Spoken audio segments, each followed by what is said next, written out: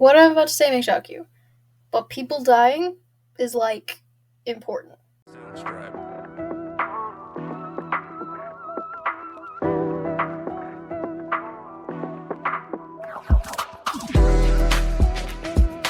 Soundstripe.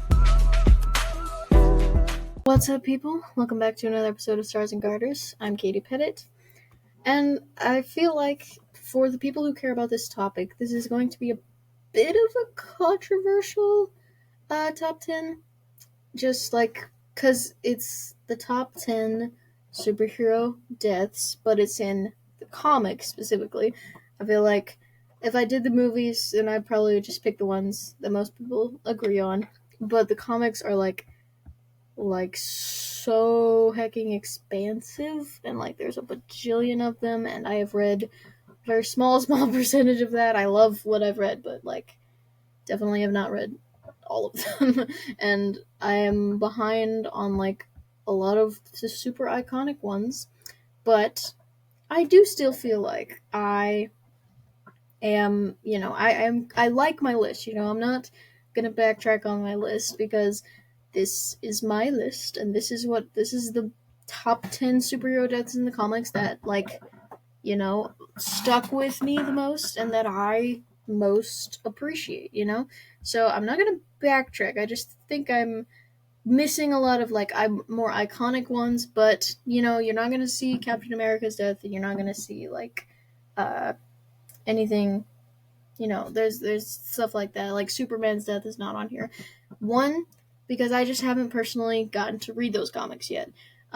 Which I hope I do sometime. I've heard like actually both of those specific deaths are like really well written, but I hope I get to read them. But I haven't. And second of all, just the thing about them not still being dead is so sad.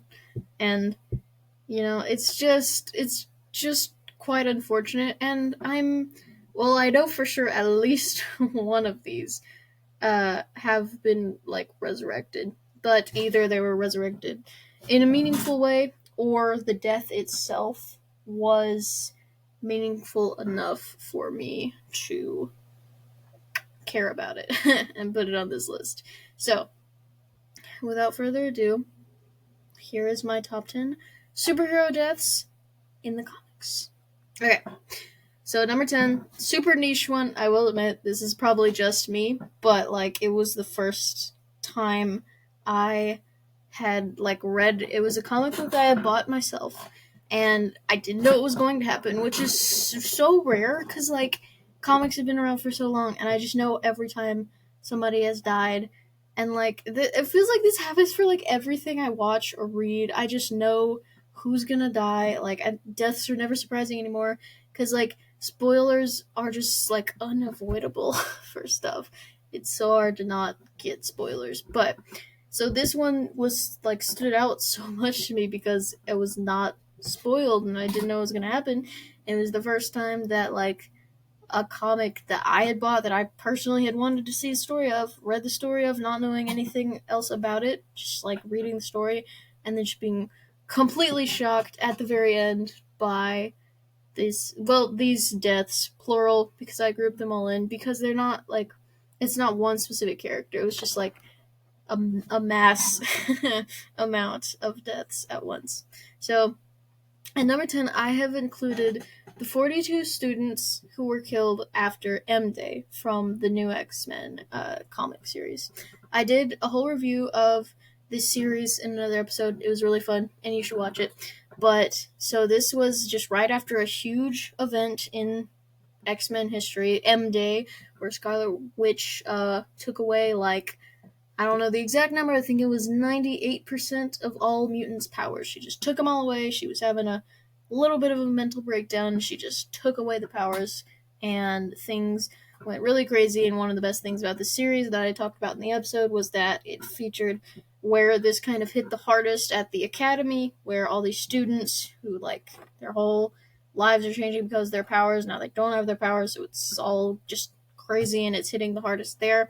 And I loved that, and just seeing how hard it was for them to deal with this thing was already like a great intriguing storyline. And then but it was the ending where they put the human students on a bus, and they are sending them away back to their families. And then William Stryker blows up the bus, kills all the kids in the bus, and then after that, continuing, you have Jay, you have Icarus dying, and then you have like the furry kid dying. Not furry because of his powers, not a furry. And then you have like more students dying even after that. So just even though it is niche and it's not, these deaths specifically aren't complete like super iconic. I think that like obviously they came from an iconic event, and I think that this just shows where it should this event should have hit hardest, and it hit in the hardest possible way by just all of these kids completely getting their lives changed by this event and then dying in like a shocking and unexpected way was just, for me it was like really really cool, like obviously not cool, but like it was very impactful because I was not expecting it, and it was the first time I was like, oh wow, like okay, this is like just not expecting it was such a huge thing, and I loved it, and I wish that that happened for everything that I went into, but it just doesn't because people just spoil things, and it's so sad. But I mean, I guess I could never look at Google again if I wanted to really achieve that, but it's okay. The impact that this had for me was like more than anything else that I had seen before, and it was really important. And this comics are really great up until the last one. The last one's a little iffy, but yeah. So yeah, that's my number 10. Not super iconic, but I don't care because I loved it. All right, at number 9. Now this one is a little bit lower, and I think it's a little more controversial. I don't think it was well liked by the majority, I guess. But it is a little lower because he did come back, and I really hate the way they brought him back, and it just kind of leaves a bit of a sour taste in my mouth with this whole death. But still, I do think it was a good death, especially in the way it affected the surrounding characters and how important this character was, and the fact that he actually died and didn't just fake die. I mean, he did come back, but he was like he came back from the dead, not just haha, I wasn't even actually dead this time. It was like he really died, and just being killed by someone closest to him and how that affected the rest of the storylines came after that. Just was really, really good, I thought. So at number 9, I have the death of Professor X in Avengers vs. X-Men, more recent series. So he was killed specifically this time by a Phoenix Force possessed Cyclops. So in this story, the Phoenix Force is back and it's looking around to possess people, and everybody is looking to one of one of those girls, one of the gingers that could be a child of Jean and Scott. I'm pretty sure it's Hope Summers. And everybody's looking at her and like, oh, Phoenix is going to go for her. But so what ends up happening, I can't remember too clearly the series, but I know that the Phoenix Force actually splits itself into 5 different members of the X-Men. It goes into Cyclops, Emma Frost, Magic, Magneto, and someone else I can't remember. But so they start obviously like causing destruction and doing the murder because that is how the Phoenix Force rolls. And so Cyclops does eventually murder Professor X, and obviously like I didn't know this was going to happen when I read it as well, but I was also not really old enough. I wasn't super like focused, I guess. I wasn't paying enough attention for it to hit at the moment, but I was paying attention when I got a subsequent series called The All New X-Men, which is where the original X-Men come from the past to the present and do their shenanigans in the present. So that was after Cyclops killed Professor X, and that was like where you really got to see all the impact of it. And it was a very interesting what it specifically did to Cyclops' character. I think this is a big reason why I'm putting this death on there, is because it was very interesting for Cyclops' character. Because, like, one of the best things about Cyclops, even though I don't particularly like him as a character, because this is, like, his most prominent character trait, but he's just so well characterized with it. And, like, even though I don't like the character trait, it's he like does it. They do it very well and very consistently, and I mean I can appreciate that even though I don't really like the character trait. So it was just so interesting because he's such a Boy Scout, and that's just like those some of the best Cyclops moment, or him just kind of being a total Boy Scout, like totally can kick butt and get work done when he needs to, but like he really is.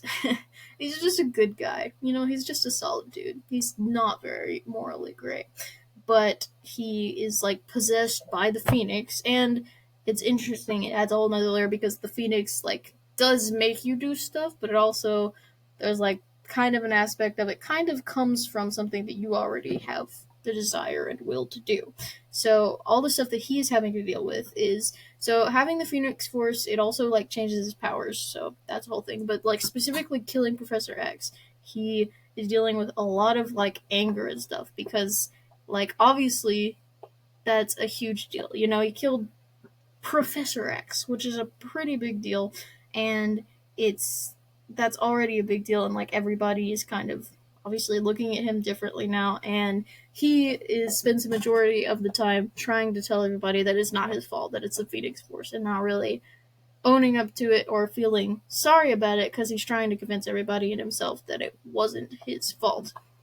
So they have that whole interesting aspect, and you get to see this different side of him where he's just really angry, but he's also super upset, but he doesn't want to admit to this because it's such a like terrible thing, and he doesn't want to admit anything.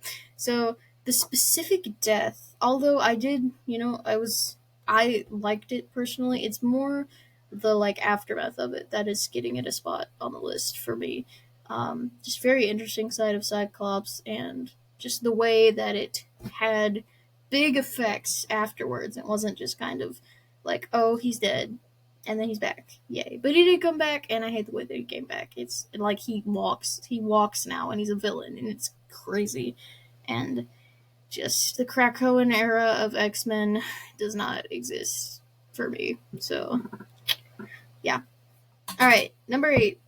Again, a little bit more niche, I guess. But this is so important to me because I love this character, and I think she died in a great way.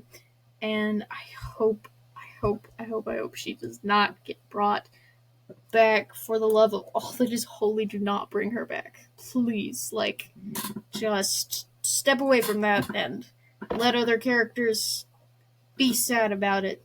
Just please. I mean, they did kind of bring her back. She died well, but you know it's complicated. I've talked about it before. Go find the episode that I talked about it. Can't remember which one it was, but I did. So just go watch all my episodes. That will solve your problem. But at number 8, I have put my girl X-23. Her death in Jerry or Gary Dugan. His run on X Men number 30. She was disintegrated by the High Evolutionary, and then her psyche, which was being preserved because that's how things were done. If you died, your psyche was preserved and you could be cloned. But her psyche was let go by her boyfriend, Sink. I still don't know how to say that. Cinch. I don't know. But her boyfriend. So that obviously this means a lot to me because I love her character. She was like the first character that I was like, okay, I want to know everything about this character. Let's actually like own some comics. I want to own comics and not just like read whatever my dad has, even though he has all the great comics, and I love doing that. I was like, let's buy some comics. Let's start our own collection and follow her story. Obviously, it meant so much. And then, like, when I heard that she had died, I was like, oh, dang, that sucks. Please tell me that it was not completely pointless. And I think it turned out not to be, even though they kind of ruined it afterwards. In the moment, the way she died, I feel like was good and a good way for her to go out. So she like the X-Men are fighting the High Evolutionary, and obviously they are losing sometimes, and she gets disintegrated, which she cannot heal from. So, you know, gotta get around that, and he very easily did, which is sad, sad for her. And then they were doing this thing, like I said, where if at the time if a mutant died, you could just preserve their like psyche and they kind of preserve that and then just clone them back later, which kind of sucked, but we're not talking about that. So her like psyche was being held, and her boyfriend, we're gonna call him Sink or Cinch. I don't know what that says. Her boyfriend is his name now. He was, preserving her psyche, and then in order to beat the big bad, she had to be let go. So she made him let her go, and then they were able to win. So I think that was. I do ultimately think that was a good way for her character to go out. Uh, because just it like meant something for the story. She was able to sacrifice herself to beat the big bad and all that, so that's always good. It's always nice, and I think she did it in a way that made sense. Like I I mean, I guess it would have been better if she had just like if they weren't doing the whole mutant resurrection thing, but considering that they were doing that, they still managed to make it meaningful, and they still managed to kill her off, which is impressive when you're in an era where you're literally just like you literally have a story aspect in your line called the Resurrection Protocols, where you can literally just bring back anybody. They still managed to kill her off, which is impressive, and they managed to do it in a way that didn't feel like stupid or anything.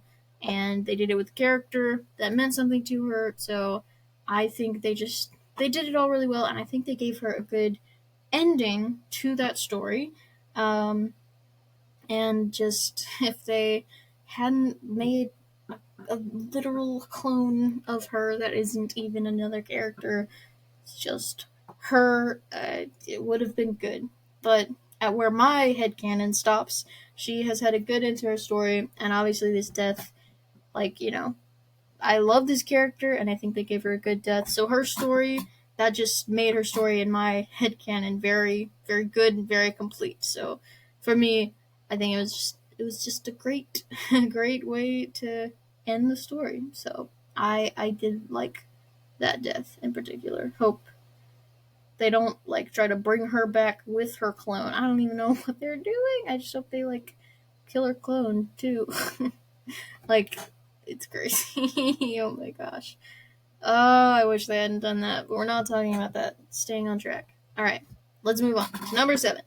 Number 7, a huge, huge death in my second favorite Marvel character of all time, I believe. His storyline, a huge death, a huge story, a big deal in general, has been a big deal in movies, and like it's just if you know this character, you know this death, and you know that it was super important to him, and yeah, just a big old deal. So I kind of had to uh, put it in there, and I think it stuck for a good amount of time. I guess I don't know as much of the history of this certain character because I don't really care about her, but I care about the character that she's connected to, and it means a lot for him. So I put her on the list. And number 7, we have the death of Gwen Stacy in the Amazing Spider-Man number 121 to 122.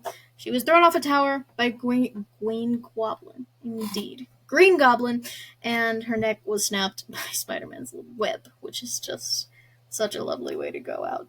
But yeah, obviously, I love Spider-Man, second favorite Marvel character of all time, and this was just a huge, huge deal for him. I mean, just reading the actual comics where she died is kind of crazy because like he catches her and he's like doing his Spider-Man thing. He's like quipping about it. He's like, "Oh yeah, Spider-Man done saved the day." And he like pulls her up and he looks at her and he's like still quipping, and then he like realizes that she's dead, and he's like he just like total like full stop, and it's crazy like the moment, and he just gets so ticked, and he's like making death threats against the Green Goblin, doing totally like un Peter Parker things because of this death. It was just so so important, and the way that it happened, just like him, even though it's like Green Goblin's fault, just like the action that actually killed her being his own web is so crazy. Such a good job of like storytelling and all that stuff.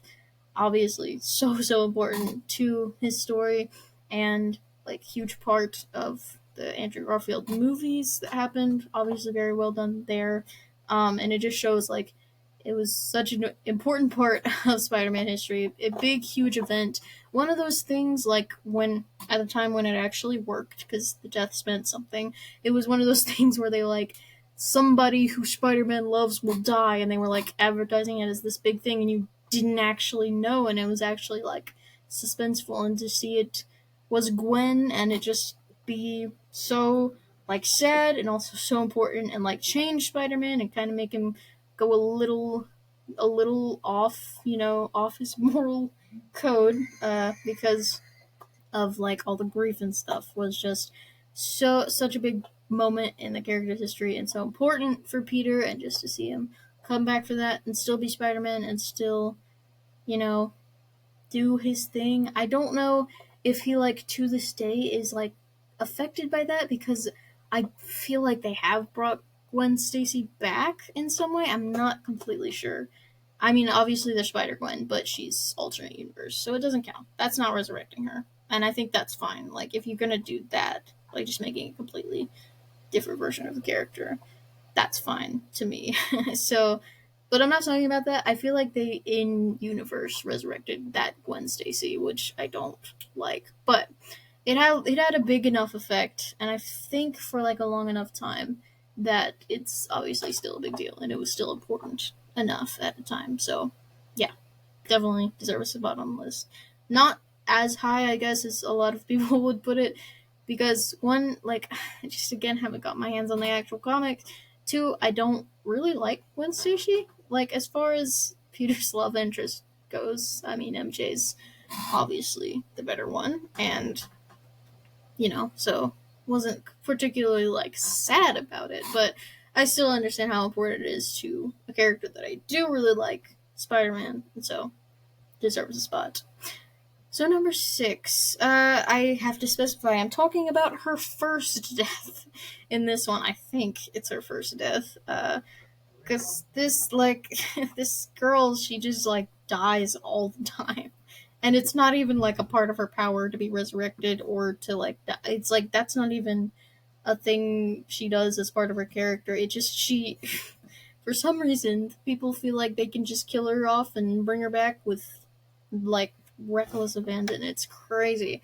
But the first time they did it, and like imagine if it stuck, like just crazy, but it did not, obviously. But just the first time they did it, it was very important and very impactful and like shocking.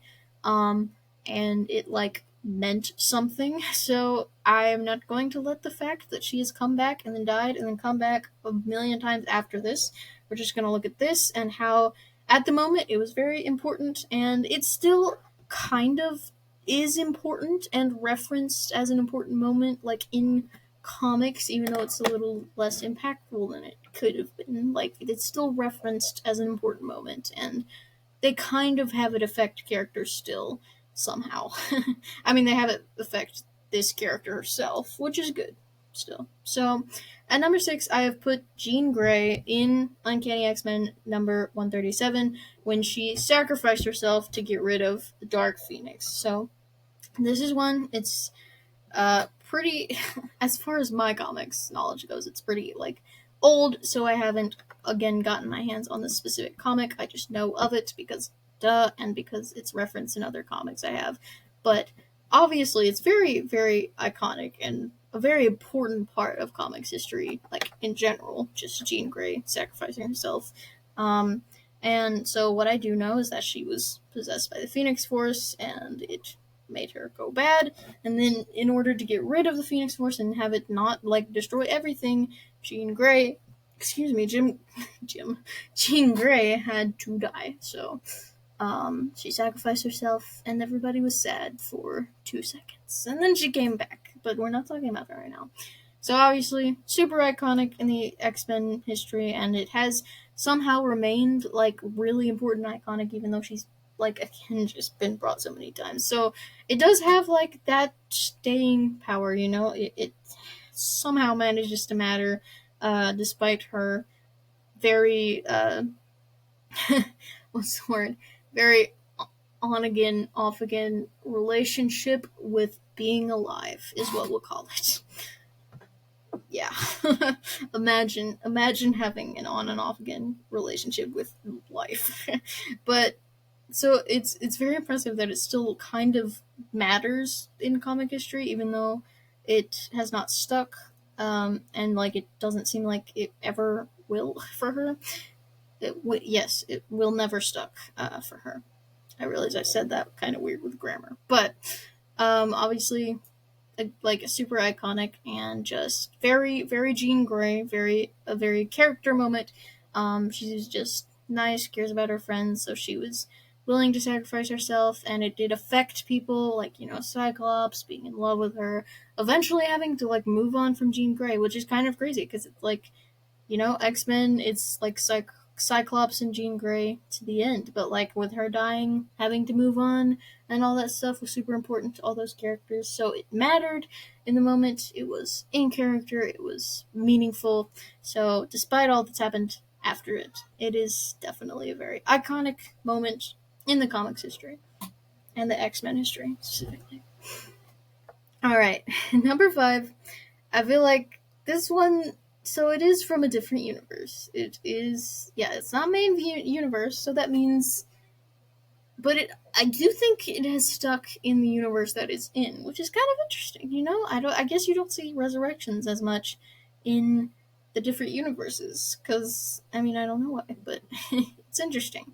However, I just really liked this character, and although I don't like it when the characters that I love die, but like if they die in a good way, I mean it's still like a good storytelling point. So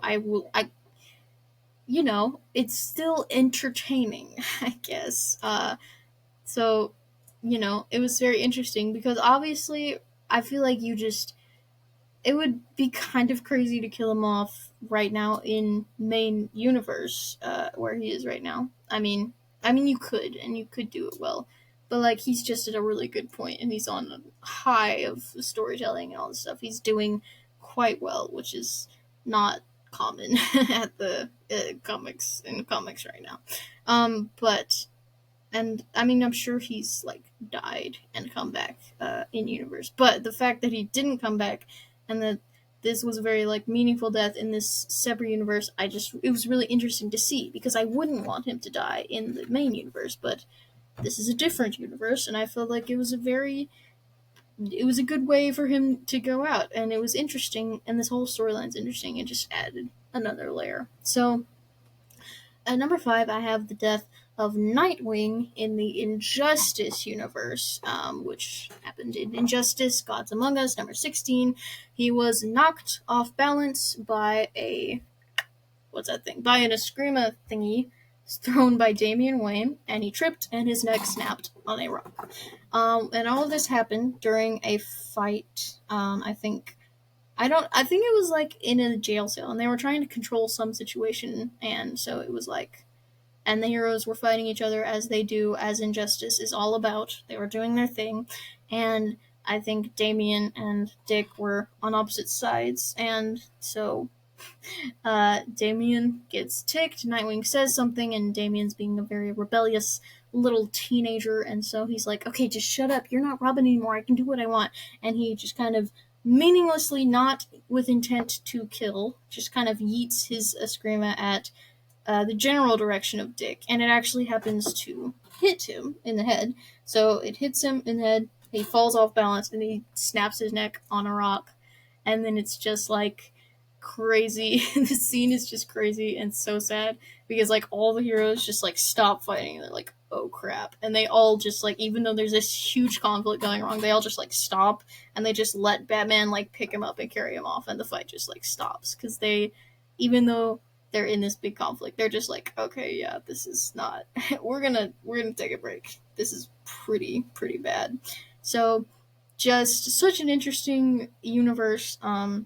I do think I enjoy, Injustice comics. It's super interesting.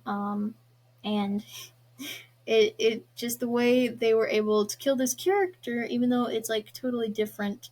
It's just it's cool to get to see where it doesn't affect the in universe, but it's just another look at what could have happened in these situations. And the way he died, just getting killed by Damien, is like a very cool way of doing that. Because I just haven't, like, especially for me, because I don't have the comics where like they're interacting yet. So this was like my first taste of like their relationship, and even though it's a different universe, it's like, still has that kind of thing. And you just like see how they, I mean, because like the Injustice storyline is so crazy, and you get to see different sides of so many characters. But you see like their relationship, and like they're brothers, and they're like super different, and they are like totally on different sides of this issue. And Damien's like, we should be allowed to kill these criminals, and Dick's like, no, we don't really do that. And like they're totally on the different side, but like then this thing happens, and it's such an important moment. Like Damien is like questioning everything, and he's like, I did not mean to do this. And now Bruce has a very testy relationship with his son, even though like he always did before, but now like the fact that he killed Dick is just like adds a whole new layer of all the trauma and things. So just it was so impactful in the universe, and then just like anyone can die in this universe. It's crazy. Like I didn't know what I was getting into, but like in the Injustice universe, just anyone is up for grabs with the dying thing, and that was definitely here. Like just like Nightwing dying is not something I expect to happen, but just the way that it affected Bruce, and just him getting killed by his brother, and the way that it affected Damien, and just the scene specifically where all the heroes just kind of like let Batman walk away even though they're literally in the middle of the fight. It's like even the other heroes know that this is like a huge and very very sad moment for Bruce, and they just kind of let him have that moment. So I think it was done pretty well, and I really enjoyed reading it and getting to see that happen without having to like have Nightwing be dead in the actual comics, and not getting more Nightwing comics. So yeah, I enjoyed that, and I enjoyed the Injustice comics. I don't know if they're like popular or anything. I don't know where they stand with the public, but I think they're pretty cool. And this is one of the reasons why I was like, wait, Nightwing dies? I have to see more of this universe. That's crazy. It's not something I knew you could do. All right, so number four, the next two will be like they're included because just they like made the hero. They were the origin story, just the deaths of the origin story. Obviously, so important and literally mean everything to the character. This one, I it's lower. So these two next two deaths are like totally parallel. They're origin story deaths. This one is lower than the other one because the character that it affects, I don't like him as much as the other character, and that's pretty much the reason. It's personal bias, but we're allowed to do that because it is my list. But at number four, we have the deaths of Thomas and Martha Wayne. In Detective Comics number 33, they were shot by a mugger named Joe Chill. I did not know that was his name until quite recently, and I did think it was a little bit funny. Joe Chill. I mean, like, you kind of had to be a mugger with that name, didn't you? But obviously, duh, the Waynes were out on a family outing, and they went down crime alley like a bunch of dummies, and then the mugger came, and he just said pew pew, and he shot them, and they died. And then Bruce Wayne got the trauma, and he was like, I need to dress up as a mammal and fight bad guys now. So, but in the seriousness, obviously, you know, iconic, like an iconic origin story as you maybe possibly could get, like ever.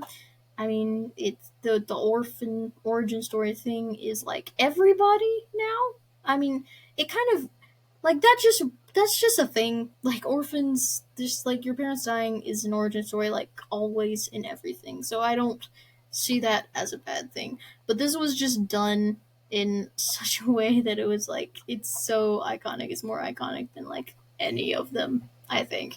Obviously, just like him. I mean, I don't know how to talk about it because it's already so iconic, and like you just know what it means, and it's like, okay, everything I'm gonna say is gonna be like, okay, yeah, duh. because, like, just how it completely made this character, and now it's like in all of the comics, it's still everything that he does it for. Like, he just, it's his the reason he never uses guns, is the reason he like doesn't kill, is the reason that he is Batman, it's the reason he adopts all these orphans because he knows what it's like.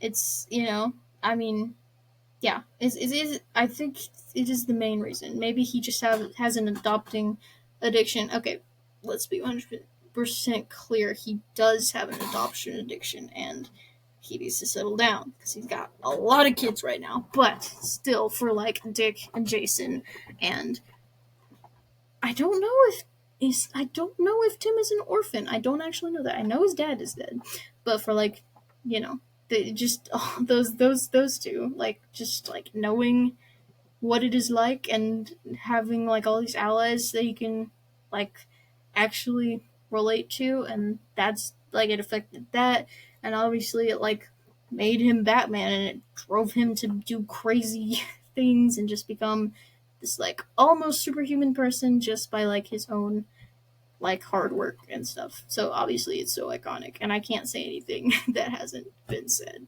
about it. So Tom's More Than Wayne, super iconic, means everything to Batman and like comics in general. All right, so at number 3 at the podium, we did put this one higher again because I just like the character who was involved in the origin story more than Batman.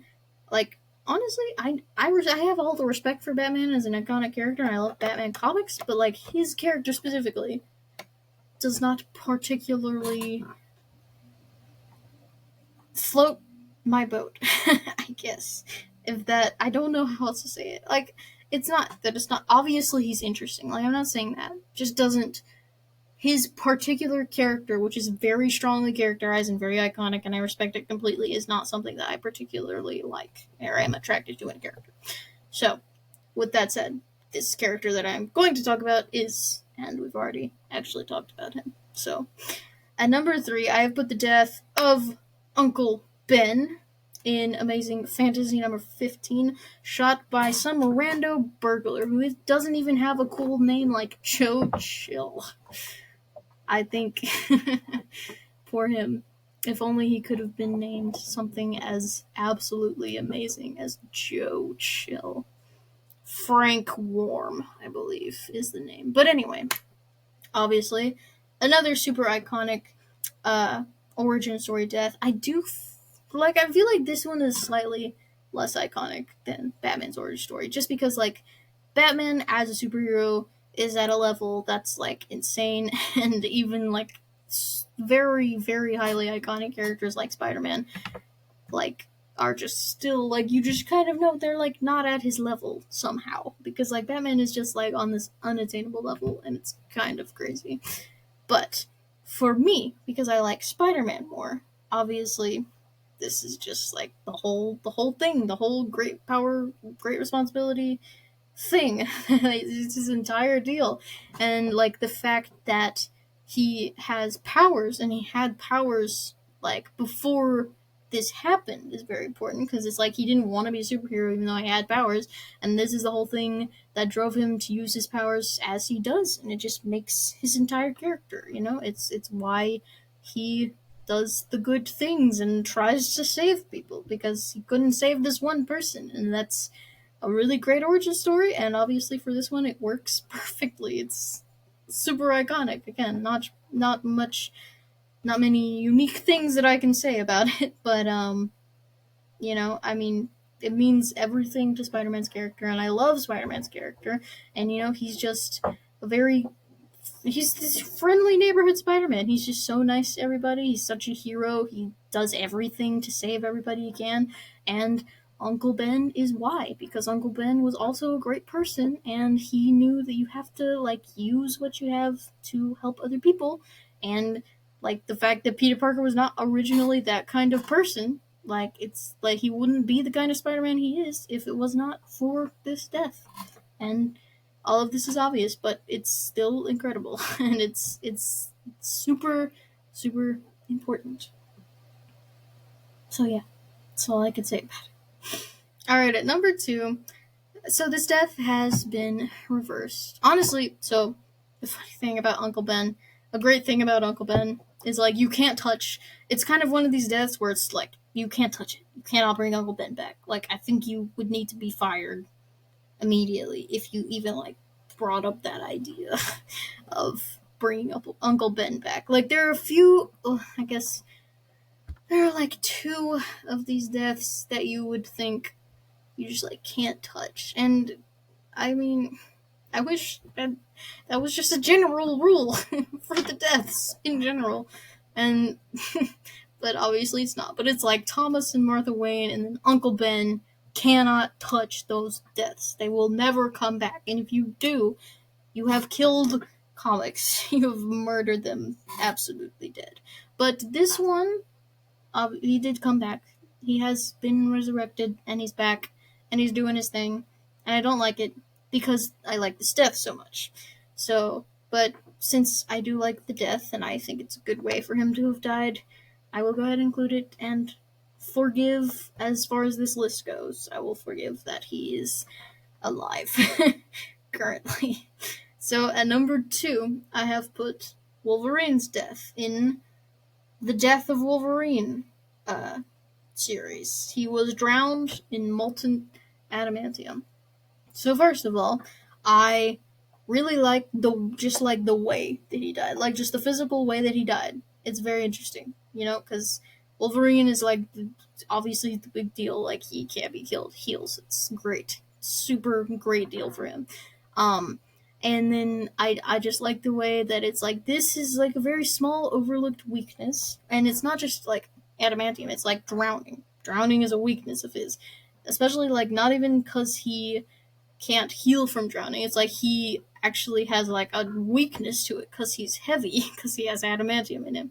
But specifically, drowning him in adamantium is very, I don't know what the word is, but it's like obviously it's kind of a big deal, and it's a little bit ironic, I guess, um, in like a good way, in a good storytelling kind of way. So I just think that this was a good way to go out for Wolverine, and just I think that the storyline worked well, and I think it would have been a good way to just end his story. And you had things set up very well, and you had the story set up very well. He went out fighting as he absolutely would, and then just the way, like the panel, like just the way he's just kind of sitting there and he's accepting it, and he's like, "All right, this is what it is now." All right, I'm dying, and he's just like kneeling and facing the sun, and it's very heroic and dramatic, and it's very Wolverine, and he just drowns and dies, and it must have been very painful and hot, but it's all very Wolverine, very like so cool, and just like dang, he's such a cool guy. Like just what a Wolverine way to go out, and I just, if this could have stuck, it would have been a even better one. But even though it didn't, I think just as a moment, as a story aspect, just it was very good. Very did justice to a great character. I feel for me. So yeah, I can't say that much about it. Just like it's so hard to talk about it when they come back. I hate that so much. But at number 1, we will be able to talk about this because part of the reason why he is up on this list is because he came back, and he came back in the best possible way that you could do a death and then do a resurrection as well. I think they just matched it up, and it was the only time that it's like both the death and the resurrection feel great in their own right. And the whole story comes together, and it's all great. It's not like this part was great, but I regret that you did this after. It's like all good. I'm not saying every single aspect of the story has been great. I'm saying both of these big parts are matched up together, and they make a really great character, both his death and resurrection, and also just his death in general, since this is the deaths list, was also incredibly iconic and crazy and shocking and also weird in the way they did it, and lasting, and just like looked like you could never touch his death. I was up before they just like were bringing everybody back, and it was so well done. And then his resurrection was well done as well. And I am talking about at number 1, the death of Jason Todd. Who else? Who else? Jason Todd, Batman number 428, beaten to death with a crowbar by the Joker, which I have that written down. That's not actually correct. He was beaten to near death with a crowbar by the Joker, and then he was exploded, and that's what made him die. It was great. I'm sure he had a great time with that. But so yeah, obviously this is incredibly iconic. It completely changed Batman's character. It like messed him up, screwed him up fundamentally for a long time. He had a tough time coming to terms with that, and just it was so crazy the way they did it, just having people vote on this character, and just the fact that he was the second Robin that could like never live up to Dick Grayson in the comics, but like also in the fans' eyes, and he literally died for it. It's crazy. It's like you voted for his death because he was not Dick Grayson, which is insane. Um, and just that is crazy that even happened, and just the way he died, just running in to fight Joker as he would absolutely do, a very Jason Todd thing, trying to save his birth mother and trying to just like do all the things and be a good hero, and just not being able to do it, dying in like a super rough way. I don't actually know how old he was, but like kind of crazy because he was like essentially a child. And just getting beaten by a crowbar. And now, like, headcanon, this dude has, like, a traumatic PTSD response when he hears the sound of a crowbar. I feel like that should be a thing. And I think it is. I really hope it is, because it absolutely should be. Um, and so obviously that's so iconic. The death meant so much, and it lasted for so long. And then, as I have talked about before in my Marvel Please Let People Die episode, which you should also watch, uh, they brought him back in, I think, a really good way. And like they made his death like almost still feel like it was in effect, because he's not moved on from it. He's not just back and ready to go. You know, he's not just back and everything's normal. He's back and he remembers dying, which is like, and he shouldn't be alive, and it doesn't feel normal, and he doesn't feel normal, and nothing's normal. It's not like, it's like you literally died and came back, which is crazy that that's not the status quo. It's crazy that like you're just bringing people back and they're just back, and it's great, and they're gonna get right back to it. It's like, no. It's like you died. You were deceased. And now you are not deceased. Like that should be a big deal. And I should not be having to explain this. Like, it's crazy that is not the status quo, but it should be, because this was executed very well. Red Hood is such a fascinating character, and I think it is quite great what they did with his story. Alright, and we get to end it up there, which is good because my throat is getting dry. I feel like I've been talking a lot, even though this is like an average length, but I feel like I've been saying a lot of words. So we're gonna stop now. I mean, we can, because we went through the whole list, and this is my whole list. I don't care if it is not the typical list, but these are the deaths that stand out to me and mean something to me. So make sure to subscribe and follow, share, and comment. And if you can think any other things that would help me get more stuff, I don't know, do better as a podcaster, as something that I don't do professionally and literally just do it for fun when I feel like it. If you could support me in my kind of hobby, just great. Brainstorm for me, do that. But you guys are great. Thank you for watching, and I will see you guys